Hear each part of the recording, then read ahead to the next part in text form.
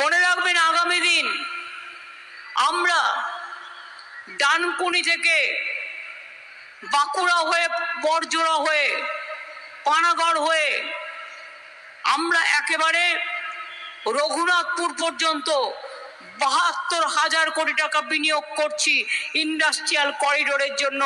1 লক্ষর ওপর ছেলে মেয়েদের চাকরি হবে। এবার আমি আপনাকে বলবো, বসো, থ্যাংক ইউ। এবার আমি আপনাদের বলবো 4টে পয়েন্ট। 21শে জুলাই ইলেকশনের আগে আমরা আপনাদের প্রতিশ্রুতি দিয়েছিলাম, 4টে প্রতিশ্রুতি দিয়েছিলাম মেনলি। একটা হচ্ছে, যদি তৃণমূল জেতে আমরা লক্ষ্মীর ভান্ডার করব। আমরা প্রতিশ্রুতি রক্ষা করেছি, এটা হয়েছে। আমরা বলেছিলাম বিনা পয়সায় রেশন দেব, বিনা পয়সায় রেশন পাচ্ছেন। আমরা বলেছিলাম কৃষকদের 10,000 টাকা বছরে দেব, কৃষকরা পাচ্ছেন। যার ক্ষেত মজদুর, যার 1 কাঠাও জমি মাত্র, সেও কিন্তু 4,000 টাকা পাচ্ছে। এবার বলুন, স্টুডেন্টদের স্মার্ট কার্ড করে দেবো বলেছিলাম 10 লাখ টাকা করে, সেই স্মার্ট কার্ডও করে দিয়েছি। এটা তো বললাম যেটা করেছি, করব বলেছিলাম। আর যা করিনি তার মধ্যে তো অজস্র আছে। বিয়ে না হলে 25,000 রূপশ্রী, সংখ্যালঘুদের জন্য ঐক্যশ্রী, সামাজিক সুরক্ষা যোজনা, টোটো, অটো, রিক্সাওয়ালা থেকে শুরু করে বিড়ি শ্রমিক সবার, কন্যাশ্রী, ইউনিভার্সিটি পর্যন্ত, সবুজ সাথী সাইকেল, বিনা পয়সায় ক্লাস 9-এ, 12 ক্লাসে উঠলেই স্মার্টফোন, আগামী বছর 11 ক্লাসে পাবেন। এইভাবে জয় জোহর, তপশিলি বন্ধু, সমব্যথী, মাঝের থান, জাহের থান থেকে শুরু করে, বেরিয়াল গ্রাউন্ড থেকে শুরু করে, গুরুদ্বারা থেকে শুরু করে, গির্জা থেকে শুরু করে, শ্মশান ঘাট থেকে শুরু করে, সবটাই করেছি আমরা। জন্ম থেকে মৃত্যু। আর মোদিবাবু কেন ভোট চাইছেন? এটা আমার ভোট নয়, মোদিবাবুর ভোট। কিন্তু আমার ইন্টারেস্ট আছে, তার কারণ মোদিবাবু হারলে বাংলা জিতবে, কারণ বাংলা তার দাবিগুলো আদায় করে নিয়ে আসবে। আর মানুষের দাবিগুলো,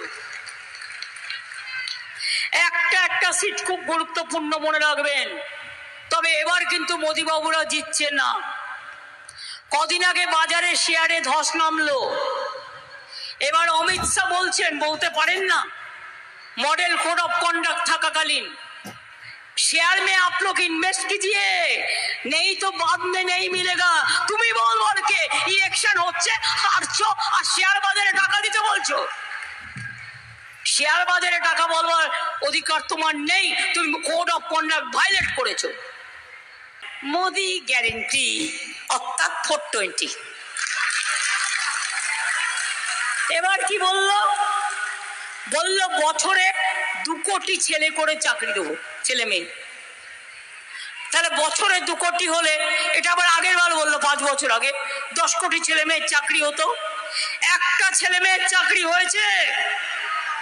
উপরন্তু এই তারকেশ্বর বিষ্ণুপুর রেল লাইন আমি করে দিয়েছিলাম, এটা মাথায় রাখবেন। এটাও ওদের করা নয়, ভুলে যাবেন না। বিষ্ণুপুর পর্যন্ত আমি উদ্বোধনও করে দিয়ে গেছিলাম। তারপরে জমির প্রবলেম ছিল, মিটিয়ে বাদ বাকিটা করেছি। এবার বলছে রোজ সকালবেলায় ঘুম থেকে উঠে বিজ্ঞাপনে ভর্তি, 100 দিনের কাজে গরিব লোকেদের দেওয়ার জন্য টাকা নেই।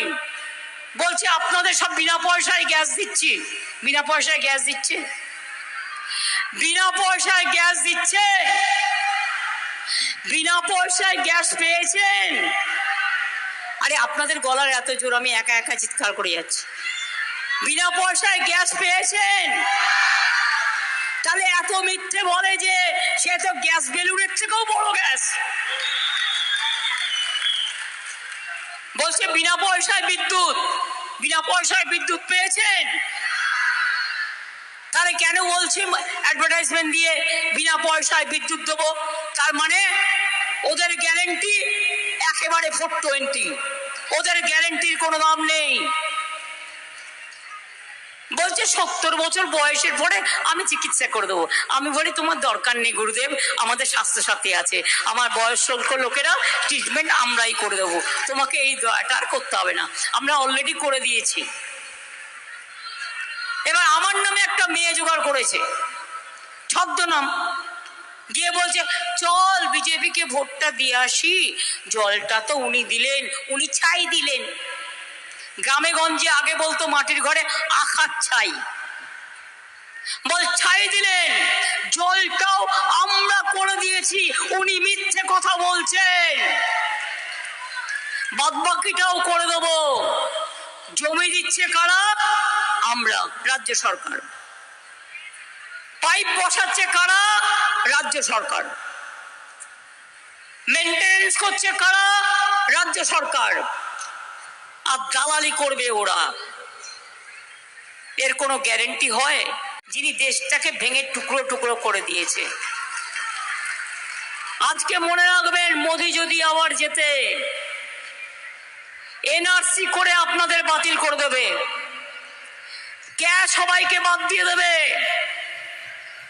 ইউনিফর্ম সিভিল কোড থেকে সব ধর্মের অস্তিত্ব বাদ দিয়ে দেবে, তপশিলি আদিবাসী থেকে শুরু করে ওবিসি সংখ্যালঘু সাধারণ মানুষ কারো কোনো অধিকার থাকবে না।